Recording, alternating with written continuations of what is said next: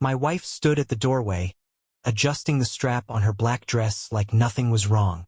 The hallway light caught the shimmer in her earrings, the ones I gave her on our 7th anniversary, and for a second, I almost forgot we had argued. Again. But then she turned and gave me that look. The same one she'd been using more and more lately. Half pity, half irritation. I told you, Mitchell. I need to go. It's important. Everyone from work will be there. I didn't say anything. I didn't trust myself to. My jaw tightened, and I looked past her, out the window at the streetlight flickering above our driveway. I wanted to say, Tara, you know how I feel about this. But I'd already said it, twice, and she didn't care. She was already halfway to the door. The thing is, and I hate to admit this, I had a bad feeling about the whole thing. Not because of some paranoid jealousy or control issue. I never had a reason not to trust her. Not until recently. Over the last few months, though, something shifted. Her work parties used to be casual things, the occasional dinner, sometimes she'd drag me along. But now they became more frequent, more exclusive. Less about team bonding, and more about who could show up looking the most expensive and the most single. She insisted this one was different. Some guy named Trevor, her new manager, was hosting it at his lake house. I asked her why she needed to drive 2 hours out to a lake house for a simple work celebration. She told me I was being dramatic, that Trevor just liked to entertain, that I was being suffocating, that if I had more going on in my own life, maybe I wouldn't care so much about what she was doing. She said all of that without looking at me. So she went. I watched from the living room window as she got into her car, the taillights fading down the hill until she was gone. And something about the way she left. No kiss, no smile, just silence. Told me this wasn't just about a party. This was the beginning of something else. I didn't sleep that night. Not even a little. I stared at the bedroom ceiling for hours, replaying the last 6 months in my head. The coldness, the short texts, the sudden gym membership, the fact that her password on her phone had changed. At 3:11 a.m., I texted her. Everything okay? No response. She didn't get home until 7:42 the next morning. I heard her come in through the kitchen. She was barefoot, holding her heels in one hand, and her makeup was smudged like she'd either been crying or forgot she even had any on. I sat at the dining table, still wearing the same hoodie from the night before. She froze when she saw me. Didn't expect I'd be up. Definitely didn't expect me to be calm. I didn't yell. I didn't even ask. I just said, "Did you have fun?" She stared at me for a moment. Her lips parted like she wanted to lie, but the words never came. Then she brushed past me, muttering something about needing a shower. That was the moment I knew. Something had happened. Something she wasn't ready to admit. And no matter how much I loved her, something between us had just died. But what I didn't know then, what I couldn't have known, was that the party was just the surface of it. What happened that night wasn't just a mistake. It was a choice, and it wasn't her first one. She had been lying for longer than I imagined. And what I would uncover in the weeks that followed would destroy everything I believed about my marriage and about her. 3 days after the party, I noticed her phone wouldn't stay in the open anymore. It used to sit face up on the kitchen counter, buzzing with harmless notifications, group chats, calendar reminders, work pings. But now it was always face down, or buried in her purse, or on silent in another room. I noticed. I didn't say anything. I just started watching. On the surface, she played the part well. She still made coffee in the morning. Still folded my laundry when it came out of the dryer. Still sat beside me on the couch when we watched those crime docuseries she loved. But there was a vacancy in her that wasn't there before. Her laugh became automatic. Her eyes didn't rest on me anymore. They passed through me, like I was some ghost haunting a life she'd already checked out of. I told myself maybe I was imagining it, that I was paranoid. But even then, deep down, I knew something was off. I just didn't want to admit it, because admitting it would mean that the woman I married, the woman I swore to protect and grow old with, had started to become someone else. It was a Wednesday afternoon when I decided to call her at work. Just something simple. I was making dinner and wanted to ask if she still liked rosemary on her roasted potatoes. A soft question. An excuse, really. But when I called her desk, a man answered. It wasn't Trevor, her manager. No, it was someone named Devin. Sounded young, confident, too casual. When I asked if Tara was around, he hesitated, then said, "She stepped out for a bit."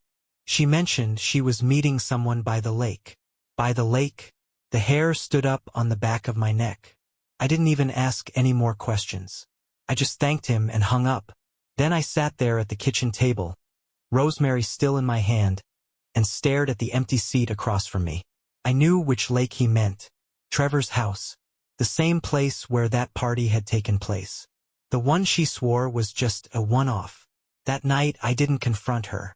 Couldn't. I needed more than suspicion. I needed proof. And I needed to know just how deep it went. So I did something I never thought I'd do. I reached out to someone I hadn't spoken to in over a year, her cousin, Leah. She and Tara had fallen out over something petty. And since then, Leah kept her distance. But she had no loyalty to Tara anymore. And if anyone knew what was really happening behind my back, it was her. Leah didn't hesitate. "Mitchell," she said bluntly, "I didn't want to be the one to tell you. But since you're asking, yeah, she's been seeing someone." My breath caught in my chest. I could actually feel my pulse in my ears. "Since when?" "Since before the party," she said. "Since before the gym membership. Since before she started working late. His name is Evan. He's not her manager. He's not even from her office. She met him at some wine-tasting event she said was networking. He's a trust fund guy who plays real estate investor on the weekends.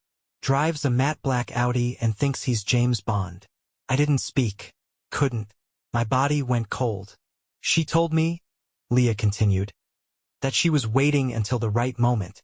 That she was going to leave you after New Year's. Said she didn't want to ruin the holidays. Like she was doing you some kind of favor." I could hear the disgust in Leah's voice, and it mirrored what I was feeling. All those months, the distance, the mood swings, the lies about staying late at work. They weren't accidents. They weren't temporary. They were steps. Deliberate steps towards someone else. When Tara came home that night, I watched her. I watched how she moved, how she set her purse down, how she opened the fridge and poured herself a glass of wine. The casual ease, the routine of it all. And I realized, she thought she was getting away with it. I still didn't say a word. I just nodded when she asked if I wanted anything to drink. I went to bed early, pretending to be tired, but really I was making a plan, because now I had a name, Evan, and I was going to find out exactly who he was, what he meant to her, and just how far she'd gone to build a life with him while pretending to keep one with me. But nothing could have prepared me for what I found next. I barely slept the night I spoke with Leah. I lay there next to Tara, her back turned to me, the soft rhythm of her breathing making my stomach twist in knots. It was almost cruel how peacefully she slept, like there was no guilt, no hesitation. Meanwhile, I was wide awake, staring at the ceiling, wondering what parts of our life were still real, if any of them were. By morning, I had made up my mind. I wasn't going to accuse her. Not yet. I needed to see it for myself. I needed the truth, raw and undeniable, so that when I finally confronted her, there would be no room for manipulation, no gaslighting, no fake tears. I wouldn't give her the chance to twist it around on me. Not like she had before with smaller lies. This time I was going to be sure. I told her I had a job interview across town and might be gone most of the day. She nodded absently, scrolling on her phone. She didn't even look up. Her only response was, "Good luck, babe." No kiss. No follow-up question. Just a hollow reply to get me out the door. By 11:30 a.m., she was out of the house. I waited in my car, parked down the street, watching from behind tinted windows. She didn't see me. She never even looked around. She wasn't dressed like she was heading to the office. Tight jeans, heels she usually reserved for date nights, a soft sweater that clung to her frame in all the ways I used to admire. She looked intentional, not like a woman going to a meeting, like a woman going to be seen. I followed her through traffic, keeping my distance. Felt like a scene out of a movie, but the knot in my chest made it clear this wasn't fiction. Every turn, every red light, every moment she might glance in her mirror made my heart pound. I didn't even realize I was gripping the steering wheel hard enough to hurt. She drove out toward the edge of town, toward the same damn lake house where that party had happened weeks earlier. But she didn't stop there. She passed it, kept going another half-mile down a gravel road and pulled into a private gate. She entered a code, and the iron fence swung open slowly. My jaw clenched. She knew the code. I didn't even know the place existed. I parked my car behind some trees at a small overlook and grabbed the old pair of binoculars I used for fishing trips. From there, I had a perfect view of the house or mansion, really. It sat tucked between trees, elegant and modern, with glass walls that looked out over the water. A silver Audi was already in the driveway. He was already there. I saw him before I saw her. Evan. Early 40s, maybe younger. Tall, fit, the kind of guy who probably learned tennis before he could walk. He stepped out, shirt half unbuttoned like he was posing for some designer ad, and walked straight to her side of the car. He kissed her before she even closed the door. Like it was normal. Like it was routine. Like they'd done it 100 times. I felt sick. She didn't resist. She laughed that laugh I hadn't heard in months and let him wrap his arms around her like they belonged together. And then they disappeared inside. For the next 2 hours I sat there in my car, every part of me vibrating with disbelief. Shock, betrayal, anger, confusion. They all crashed into each other inside me, fighting for dominance. And yet, the dominant feeling wasn't rage. It was emptiness.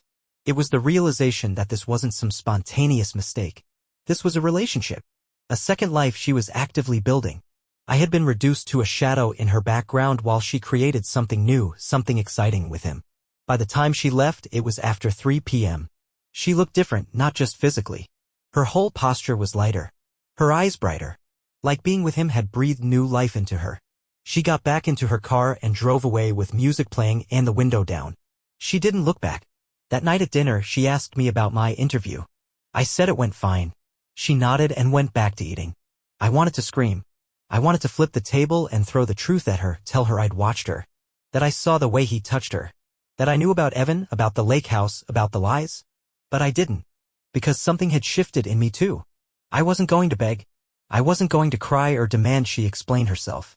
Instead, I was going to give her all the rope she needed to hang herself with. Because now I wasn't the clueless husband. Now I was watching. And the more I watched, the more secrets I uncovered.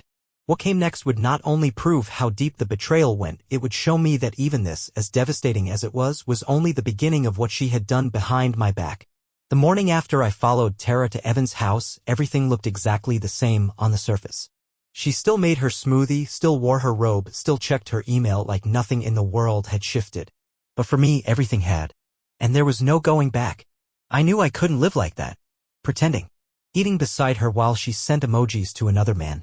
Lying in bed next to her while she replayed his voice in her head. But I also couldn't just walk away, not yet. Because something didn't add up. Tara and I didn't have a prenup. We'd built our finances together. At least, that's what I believed. We owned a house, we had joint credit cards, shared bills, all of it. But in the last few months, she'd been spending more.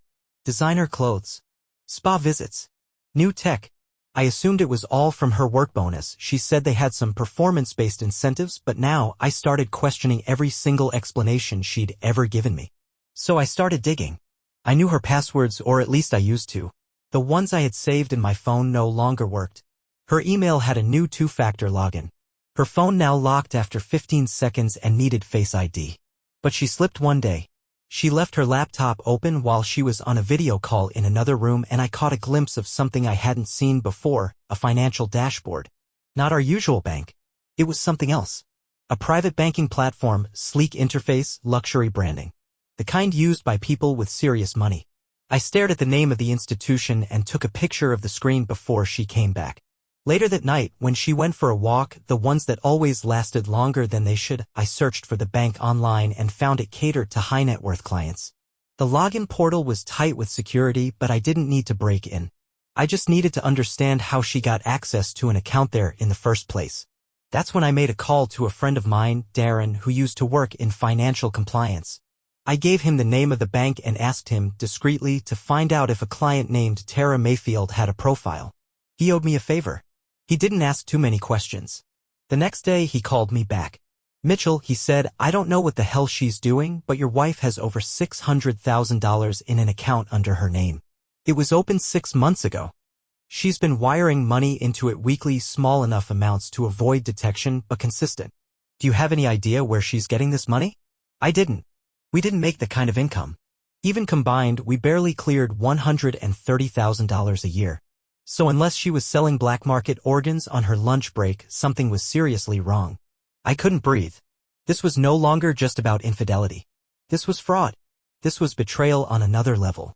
She wasn't just sleeping with another man, she was financially cutting me out of my own marriage, planning a future that didn't involve me. I went numb. That night, I didn't say a word. I didn't even look at her. She was texting someone, probably Evan, while I sat 2 feet away from her on the couch. Every time her phone buzzed, she tilted it away from my view. Every time she smiled down at the screen, I felt something inside me break a little more. The silence between us grew so loud, I thought I'd go insane. But then came the final straw. 2 days later, I got home early from work. Her car wasn't in the driveway, but the front door was unlocked. I walked in, expecting to be alone, maybe even grateful for a few minutes of quiet. But as I passed the bedroom, I heard something. A voice. Not hers. It was a man's voice, laughing. I froze. I crept closer, heart pounding, every step feeling like I was sinking into the floor. When I got to the door, it wasn't fully closed. Just enough for me to peek through. And what I saw hit me harder than any punch I'd ever taken. It wasn't Evan. It was Trevor. Her manager. The one who hosted the original party. He was in our bedroom. Sitting on the edge of our bed. Shirt off. Laughing like he owned the place. Tara came out of the bathroom a moment later wearing nothing but a towel. She kissed him like they'd done it 100 times before. No guilt. No hesitation. I didn't burst in. I didn't scream. I backed away quietly, my mouth dry, my vision shaking. I walked out of the house, got in my car, and drove to a parking lot by the grocery store where I sat for nearly an hour, staring at nothing. That's when it hit me. Evan wasn't the only one. He was just the one I'd seen. This wasn't a one-off affair. This wasn't an emotional connection gone too far. My wife had a pattern. She was living a whole secret life. Multiple lives? Lies upon lies, and I'd barely scratched the surface. And if she thought she was going to keep everything, the house, the money, her fake freedom, while I walked away with nothing but scars, she was wrong. I had one final card left to play. And I was going to play it at exactly the right moment when she least expected it. There's a numbness that settles in when the person you trusted the most becomes a stranger. It's not just heartbreak. It's disorientation. Like you woke up in a different life, wearing the same clothes, living in the same house, but nothing is familiar anymore. That's where I was. Sitting alone in my car, watching the sky dim from pale blue to gray with one question in my head: how many lies had she told me and how far was she willing to go? By that point, I'd seen her with Evan. Then with Trevor. I knew about the hidden bank account. I knew she'd been siphoning money behind my back, faking work obligations, using me as a placeholder in a life she'd already emotionally left. What I didn't know yet, what I needed to know, was how deliberate it all was. Was I a fool she once loved? Or had I been a mark from the beginning? So I made a decision. No more waiting. No more hoping she'd confess or wake up and suddenly remember she had a husband. She had shown me who she really was. Now it was time I accepted it and acted accordingly. If she wanted to play dirty, I would play smarter. I started recording everything. I bought 2 audio recorders, small, discreet, and easy to place. One went under the nightstand in our bedroom. The other I hid behind a decorative vase in the kitchen. Both had motion-activated recording and enough storage to capture days' worth of audio. I didn't need video. I didn't want it, honestly. But I needed proof. Something undeniable. Something I could use if this went to court. If she tried to take the house, or worse, if she tried to make me look like the problem. Within 2 days, I had everything. The first recording came from a late-night call. Tara didn't know the recorder was on and I wasn't home. She was on the phone with someone. I couldn't tell who at first, but then I heard her say, "Evan, seriously, stop worrying. Mitchell's clueless. I could bring you here and he'd probably offer you a beer." That had like a brick to the chest. But it got worse. She laughed. Said she couldn't wait to finalize things, that she was so over-pretending and just waiting for the right time to make it official. She talked about how Trevor wanted to fly her out to Napa for a long weekend, and how she was juggling both men until one made a real offer. A real offer? Then came the second recording, the kitchen one. This one chilled me. She was talking to her friend. A woman named Cassidy. Someone I'd always thought was decent.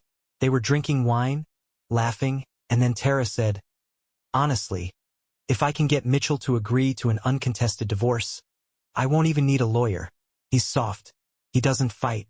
That's why I stayed so long. He's convenient. Convenient. 17 years of love, loyalty, sacrifice, and I was convenient. That night I didn't sleep. Again. I listened to the recordings on repeat. Not to torture myself, but to make sure I didn't forget. Not 1 second of it. I wanted every syllable etched into my mind so when the time came, I wouldn't hesitate. And then, the final piece fell into place. I went back into our shared financial documents, online banking, credit cards, anything I could access. I didn't expect to find much. But that's when I noticed something strange. A pattern of hotel stays under her name going back nearly a year.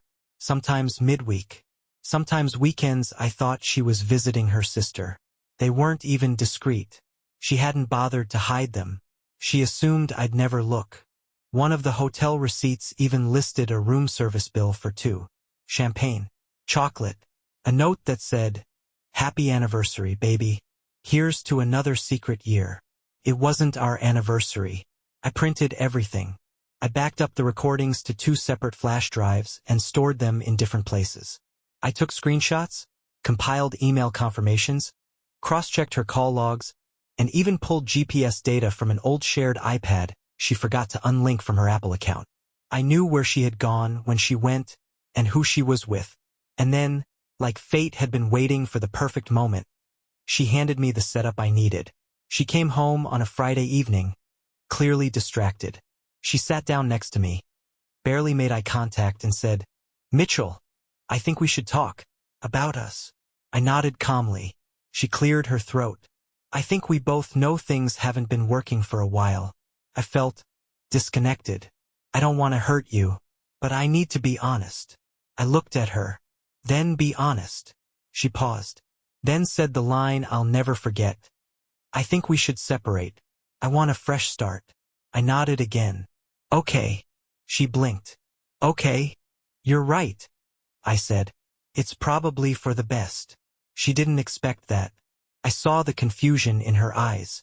She thought I'd fall apart. Beg, panic, cry. But I just stood up, walked into my office, came back with a manila folder, and dropped it on the coffee table in front of her. She stared at it like it was ticking. "What's this?" I sat down across from her and folded my hands. "Everything. Hotel receipts, call logs, audio files, and bank transfers.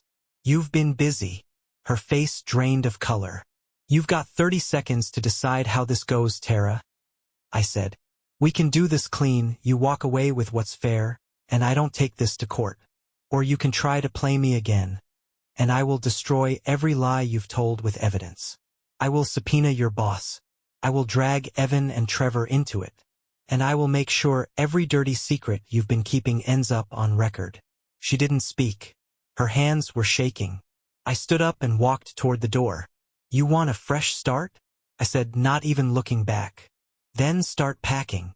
For the first time in months I slept. Not a light nap or broken toss-and-turn rest. I slept through the night, deep and solid, like my body finally stopped bracing for an emotional collision. The next morning, I woke up early and walked out to the kitchen to find Tara already there. Dressed in a plain black hoodie, no makeup, her hair pulled back like she hadn't slept at all. The manila folder sat unopened on the counter where she had left it. She looked at me and tried to speak, but I didn't stop. I poured coffee like it was any other day. I didn't even flinch. That silence, the one she used to weaponize against me, it belonged to me now. "I didn't mean for it to get so far," she finally said, her voice low and uncertain. I set my mug down and calmly replied, "You meant every step." She blinked like she didn't understand. "You don't just wake up in another man's bed, Tara. You drive there. You undress. You make choices. And you made a lot of them." She opened her mouth, closed it, and walked out of the room. By noon, she had locked herself in the bedroom. I left her alone. I didn't want the performance, the rehearsed tears, the monologue about how confused she'd been. I wanted action, and I wanted her gone. I contacted a divorce attorney that same afternoon. someone highly recommended, especially in cases involving financial misconduct and infidelity. When I explained the situation and what evidence I had, the woman paused and said, "Mr. Mayfield, I have to be honest, you're in an unusually strong position. If you're ready to move, we can file on grounds of adultery and begin protecting your assets immediately." I gave the green light. I wasn't just going to walk away quietly like she assumed. She had planned this entire betrayal like a strategy, using my stability as a platform to launch her double life. Now I was flipping the board. 2 days later, the papers were delivered to her house. She answered the door in sweatpants, holding her phone, and stared blankly as the server handed them to her. She didn't even open them at first. She just stood there like someone had shot her in the chest. But then came the pushback. I expected it. Liars don't go down easy. That night, she cornered me in the living room. "You're making a mistake," she said coldly. "You really want to do this? Throw away everything we built." I looked up from the paperwork. "You threw it away the moment you decided I was just a backup plan." Her jaw tightened. "You think you're going to humiliate me? You think Evan or Trevor will care if this gets out?" "No," I said. "But your job might." She froze. "The company has a strict conduct clause, doesn't it? About relationships with superiors? Trevor was your direct manager. That's why you tried to make Evan look like the main issue. But the real one is sitting in HR's inbox by morning unless you agree to sign without contest." I had her cornered and she knew it. She sat down slowly, processing the fact that her power play had failed. That I'd stopped being the passive, conflict-avoidant man she'd counted on. She tried one more time, this time softer. "Mitchell, look, I know I messed up. But don't throw away everything we've had just because I lost my way. People come back from worse." I almost laughed. Not because it was funny, but because it was insulting. "People come back," I said, "when they leave by mistake. You packed your bags while I was still setting the table. You planned vacations with other men while I was looking at new homes for us. You opened hidden accounts. You invited them into our bed." The tears came then. Whether they were real or not, I didn't care. I wasn't there to be her therapist. She asked if we could take some time to think. I told her time was the one thing she'd already used up. The next week moved fast. Her attorney, clearly not as cutthroat as mine, attempted a weak push for mediation, saying Tara felt blindsided and wants to preserve mutual dignity. My attorney sent a single-page response outlining the documented affairs, the financial concealment, and our intention to pursue full separation of assets due to her misconduct. That shut them up. She left the house a few days later. Took 2 suitcases and 1 fake apology. I let her walk out. I didn't chase her. Didn't ask where she was staying. I already knew she was back at Evan's. But Evan didn't last. Within a week, I got a message from Leah again. She's already arguing with Evan. Word is he found out she was seeing Trevor too. The poetic justice nearly made me smile. And then came the next blow, this time to her. A formal letter from the company's HR department. I hadn't sent anything. I didn't need to. Someone else did. Maybe Trevor got spooked. Maybe a coworker overheard something. But the investigation started anyway. She was put on leave. Her access revoked. And suddenly, the fantasy life she thought she'd built on top of the ashes of our marriage was crumbling from the top down. She called me late, emotional, desperate, and asked me to talk. I didn't answer. I didn't block her either. I just let the silence speak for me. The same silence she gave me night after night while she texted other men.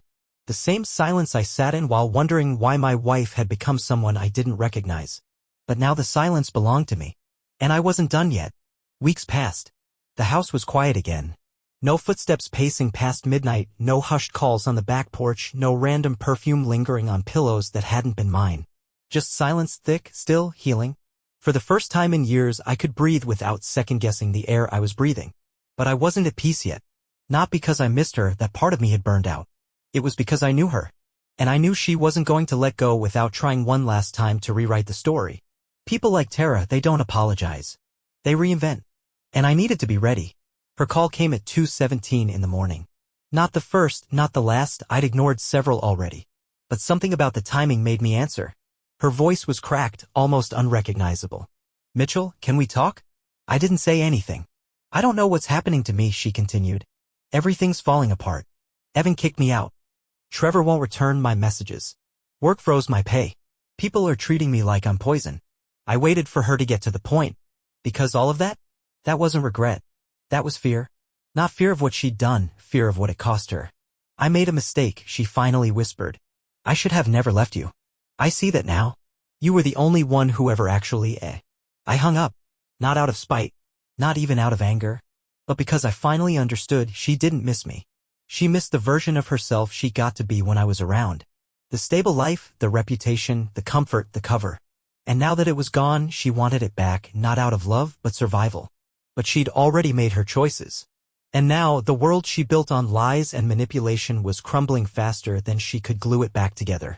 The HR investigation wasn't quiet anymore. Several employees had come forward with complaints, not just about her affair with Trevor, but about favoritism, inappropriate comments, skipped promotions. What started as a quiet internal review had turned into a full-blown legal inquiry. Her reputation in the company was radioactive. Then came the bombshell. I got a call from her former friend Cassidy, the one from the kitchen recording. She asked to meet for coffee. At first I didn't want to. I had no interest in reliving anything, but curiosity got the better of me. Cassidy showed up, sunglasses on, visibly nervous. I know I'm probably the last person you want to see, she said. But you should know Tara was planning something worse. I didn't respond. Just waited. She told me, Cassidy said slowly, that if things with you didn't go smoothly, she'd file a harassment claim. Said she had enough text messages and vague screenshots to make you look controlling. She even joked about playing the victim card. She was going to try and get the house. And alimony. The air around me froze. Cassidy pulled a USB drive from her purse. I recorded our conversation. I didn't agree with what she said. I just didn't know what to do. I took it. I didn't trust Cassidy. She was complicit for months, but this changed things. Now I had legal protection not just for the past, but for whatever games Tara might still try to pull. A few days later, my attorney submitted a final proposal to Tara's legal team. It was generous, far more than she deserved, but it came with strict conditions. She would forfeit all claims to the house, withdraw any requests for support, and acknowledge the documentation of her affairs, financial misconduct, and her false intentions regarding harassment. She had 48 hours to respond. She didn't. Instead, she sent a text. I'm sorry. That was it. One sentence. 2 words that came months too late. I didn't respond. Instead, I went for a walk. Same route I used to take back when things first started feeling wrong, back when I was trying to make sense of the distance between us. But this time, it felt different. I passed the lake. Sat on the bench where we once talked about buying a dog. And I realized all the good memories I had with her, they belonged to a version of her that no longer existed, maybe never did. I had loved the idea of her more than the person she actually was. It was a hard truth, but it was also a freeing one. And as I looked out across the water with the wind hitting my face and nothing but my own breath in my ears, I realized something I hadn't in a long, long time. I wasn't afraid anymore. Not of being alone. Not of starting over. Not of what she might do next. She could send all the apologies she wanted. She could spiral through every consequence she brought on herself. But none of it would touch me anymore. Because for the first time since this all began, I had taken back control. And I was just getting started. 3 months after the divorce was finalized, the house didn't feel haunted anymore.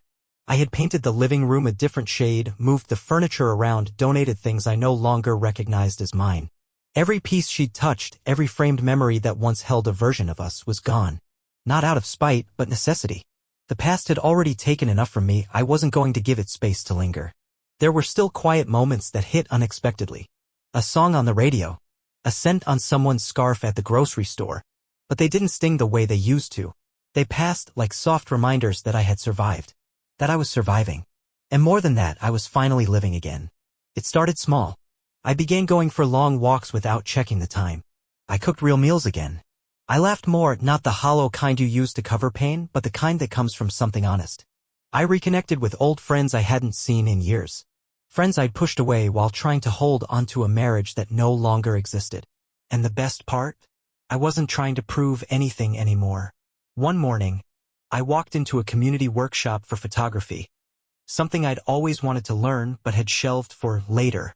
There, I met people from all walks of life. Creatives. Dreamers. Doers. No questions about my past. No expectations. Just shared curiosity and peace. There was one person in particular. Her name was Elise. She wasn't loud or flashy. She didn't walk into the room expecting attention. She had this quiet strength about her. The way she listened when people talked. The way she didn't pretend to know everything, but had genuine interest in learning. We started talking during breaks, then stayed behind once. chatting long after class ended. No pressure. No urgency. Just conversation that felt real. We kept meeting. Coffee turned into walks. Walks turned into weekends. And weekends turned into something else. Something calm, steady, pure. It was the first time in years that I didn't feel like I had to perform or defend my worth. She knew what I had been through. I didn't have to explain everything. She didn't need the full story to see who I was now. A man who had lost everything that didn't matter. And found everything that did. Meanwhile, Tara drifted into the background of her own creation. I heard through the grapevine that she left the city. Moved in with an aunt. Her professional life had collapsed, her social circle fractured. But I held no hatred for her. No anger. Only distance. The last message she ever sent was simple. I hope you're okay. I never responded. Because I was okay. More than okay. I was free.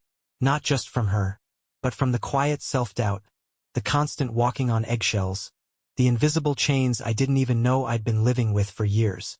The man she underestimated, the one she thought would fade into the background while she chased her illusions, was gone. In his place stood someone stronger. Someone who knew his worth. Someone who didn't need revenge. Because peace was the greatest ending she could never steal from me.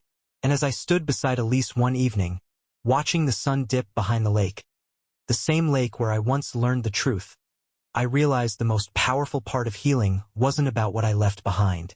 It was about finally stepping into what was waiting for me all along. A new life. On my own terms. And this time, no one else holds the pen. Only me.